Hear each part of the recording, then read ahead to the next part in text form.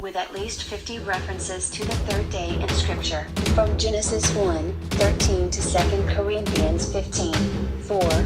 You have to conclude that this is more than just some futile stretch of a man-made theme, some play on words, or the obsession of a chain reference junkie. And of course, there are several references to the death, burial, and predicted resurrection of Christ on the third day. After a simple look at the journey of the people of Israel, you can easily chart the third day process.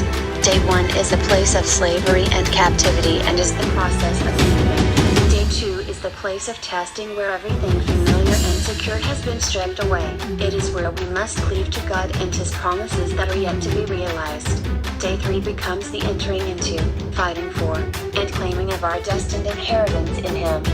So whether it is Jonah being released from the belly of the fish on the third day, Jesus being released from the belly of the earth on the third day, Abraham seen far off on the third day, Joshua leading the people of Israel across the Jordan to the promised land on the third day, Esther putting on her royal robes and going before the king on the third day, or even Jesus performing his first miracle at the wedding in Cana of Galilee on the third day, the sequence seems pretty clear. Day 1, Day 2, Day 3. Day 1 is where we are stuck, needing change, requiring movement, wanting more. Day 2 is where we enter this process of letting go, moving on, not looking back, moving toward the given and yet unfulfilled promises of God. Then, of course, Day 3 becomes the culmination, the fulfillment, the victory, the resurrection, and receiving. Day 1 is also when you face your frustrations with the status quo and risk stepping off the bank of familiarity into the vast sea of the unknown, moving into Day 2, toward Day 3. Day 2 is about waiting, hoping, and patiently standing for an answer not yet received.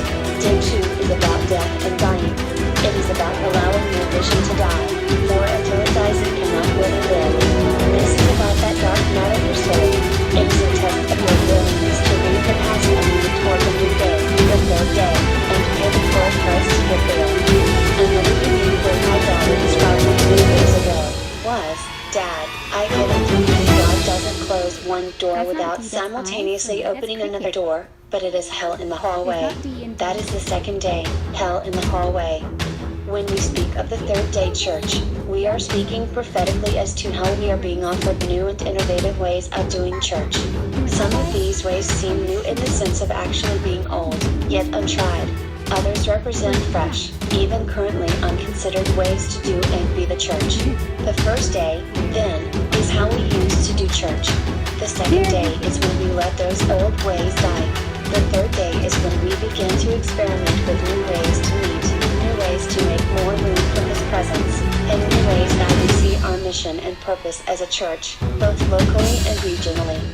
New ways of doing church.